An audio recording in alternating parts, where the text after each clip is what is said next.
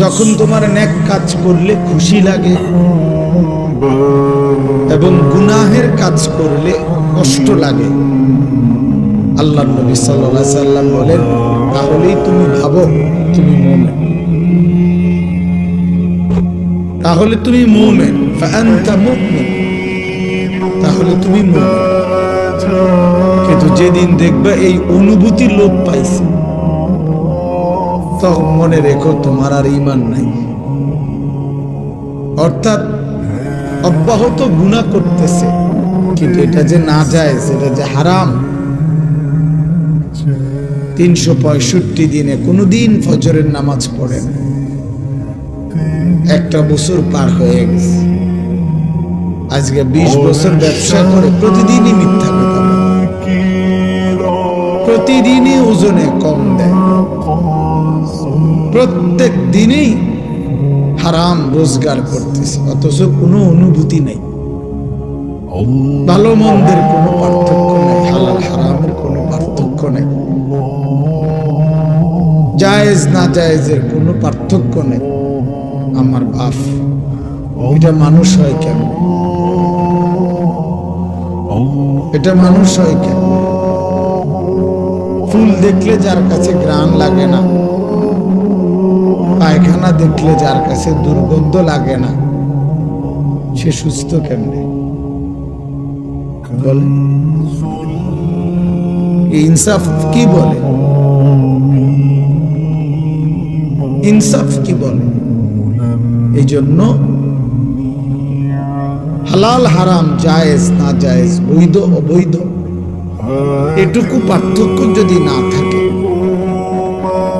তাহলে আমি আর মানুষ হলাম কোথায়, মুসলমান হলাম কোথায়?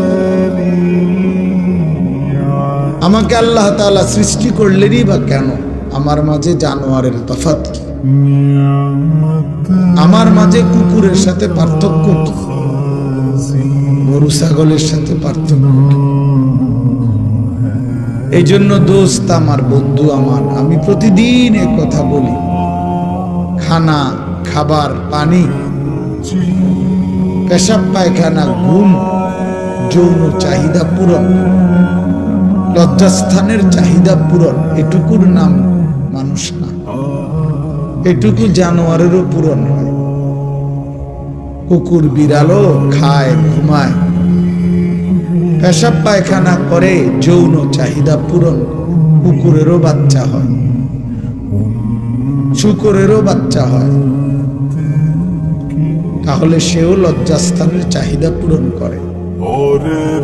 এই জন্য দোস্ত আমার, বন্ধু আমার, বাপ আমার, শুধু এটুকু চাহিদা পূরণ হয়েছে, খাইতেছি, ঘুমাইতেছি, পেশাব পায়খানা করতেছি, যৌন চাহিদা পূরণ করতেছি, হালাল হারাম কোনো বাজ বিচার নাই, যা পাচ্ছি তাই খাচ্ছি, যা সামনে দেখতেছি সবই দেখতেছি। কে দেখা আমার অনুমতি, কে দেখা আমার অনুমতি নাই। দোস্ত আমার, বন্ধু আমার, এটুকু যদি বিবেক কাজ না করে, সে মানুষ না, সে মুমিন হতে পারে না। আল্লাহর নবী তো বলছেন, তোমার নেক কাজ যদি তোমাকে আনন্দিত করে, তোমার গুনাহ এবং মন্দ কাজ যদি তোমাকে কষ্ট দেয়, তাহলেই তুমি মুমিন। তার মানে এর থেকে নিচে চলে গেলে আর মুমিন থাকে।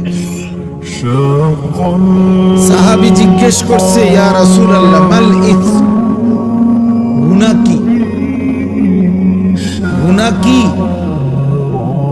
আল্লাহর নবী সাল্লাল্লাহু আলাইহি ওয়াসাল্লাম বলেন, মা হাকা ফি সাদরিক, যেই জিনিস তোমার অন্তরে খটকা তৈরি করে, সংশয়, যেই জিনিস তোমার অন্তরের মধ্যে বিব্রত ভাব, কাজটাকে ঠিক করতেছি কিনা, উচিত হচ্ছে কিনা, এতটুকু যদি অনুভূতি হয়, এটাও ছেড়ে দেওয়া, কারণ এটাও ধরে নাও গুনাহ। অর্থাৎ একেবারে স্বচ্ছ, স্পষ্ট, হালাল বৈধ, শতভাগ পিওর এমন জিন্দিগি তুমি গঠন করো। দামা ইয়ারিবুকা, আল্লাহ নবী সাল্লাল্লাহু আলাইহি সাল্লাম বলছেন, যা তোমার দিলে সন্দেহ তৈরি করে, সংশয় তৈরি করে, সেটাও ছেড়ে দাও, সেটাও ছেড়ে দাও। আল্লাহ নবী সাল্লাল্লাহু আলাইহি ওয়াসাল্লাম বলেন, আল হালালু বাইয়িন ওয়াল হারামু বাইয়িন, যেটা হালাল এটা স্পষ্ট, যেটা হারাম এটাও স্পষ্ট। ওয়া বাইনাহুমা উমুরুন মুশতাবাহাত, আর এর মাঝে কিছু আছে সন্দেহপূর্ণ, আল্লাহর নবী সেগুলো ছেড়ে দিতে বলছে। একেবারে নিখুঁত দ্বীনের উপরে ওঠো, পিওর দ্বীনের উপরে ওঠো। তারাকতুকুম মুহাজ্জাতান বাইদা লাইলুহা কানাহারিহা।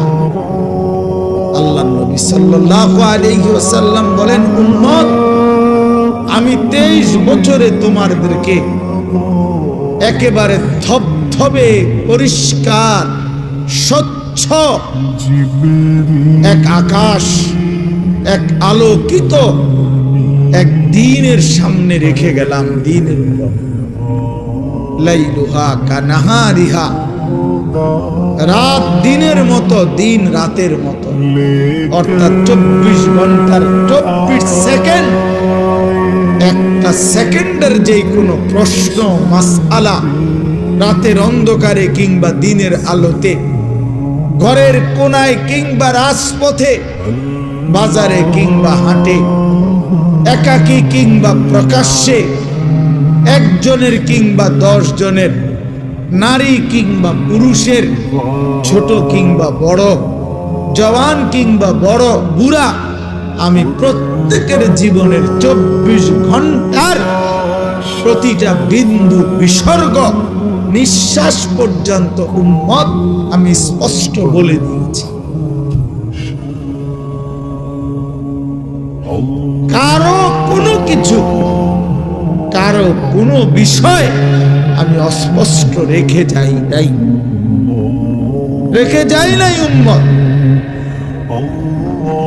জীবন চলার কোনো ঘাটে, জীবন চলার কোনো পদক্ষেপে আমার উম্মত আটকায়া যাবে একটা সিদ্ধান্তের জন্য, এমন কিছু আমি রেখে যাই।